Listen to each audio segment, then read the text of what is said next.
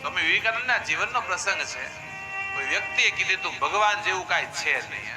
આ બધી ખોટી વાતો છે.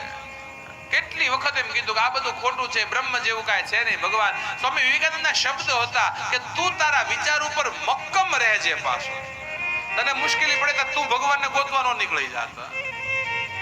મુશ્કેલી પડે ત્યારે આપણે ઈશ્વર તરફ દોડીએ, મુશ્કેલીમાં નહીં. સારું હોય ત્યારે ભગવાનને યાદ કરો. કુંતાએ કીધું છે ભગવાનને કે વિપદા સંતન શાસ્ત્રમ, ઈશ્વર તકલીફ પડે ત્યારે તું યાદ આવતો તો ભગવાન અમારા જીવન ડગલે ને પગલે દુઃખથી ભરી દે.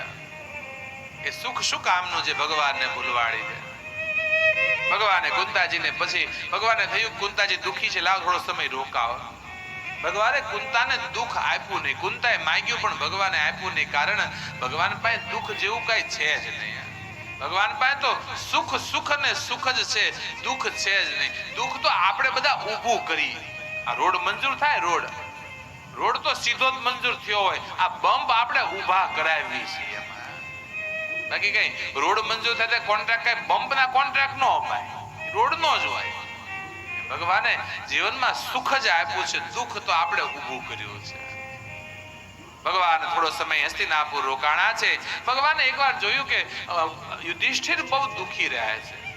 યુધિષ્ઠિરને એમ થાય કે મારા કારણે આટલા બધાની હત્યા થઈ ગઈ, આ યુદ્ધ મેદાન થઈ ગયું. યુધિષ્ઠિરને દુઃખી રહેવા લાગ્યા. ભગવાને સમજાવ્યા પણ યુધિષ્ઠિર માન્યા નહીં, સમજ્યા નહીં. અને ભગવાને યુધિષ્ઠિરને લઈ અને ભગવાન કૃષ્ણ પિતામહ ભીષ્મ પાસે આવ્યા છે. પાંચેય પાંડવો દ્રૌપદીને લઈ અને પિતામહ ભીષ્મ પાસે આવ્યા છે. પિતામહ ભીષ્મને કીધું છે પિતામહ તમે અર્જુનને યુધિષ્ઠિરને સમજાવો. આ જે કાંઈ હતું આ બધું નિર્માણ હતું, આમાં એનો કોઈ વાંક નથી. આમ વાત કરતા પિતામહ ભીષ્મે સુંદર જ્ઞાન આપ્યું છે યુધિષ્ઠિર. પિતામહ ભીષ્મ આમ જ્ઞાન આપતા હતા ને એ વખતે એમ કહેવાય કે આમ સાડીનો પાલવ છેડો આડો કરી અને દ્રૌપદી હસતા હતા. મરક મરક હસતા હતા. એટલે દ્રૌપદીને હસતા જોઈ પિતામહે કીધું દીકરી કેમ બેટા હસે છો, કઈ મારી વાતનું હસવું આવ્યું કે નહીં દાદા? તમે ચાલુ રાખો કે નહીં બેટા બતાવ ના, તું હસે છો એનો મતલબ કઈક કારણ હોવું જોઈએ. દાદા ખોટું ન લાગે તો એક વાત કર. હા બેટા.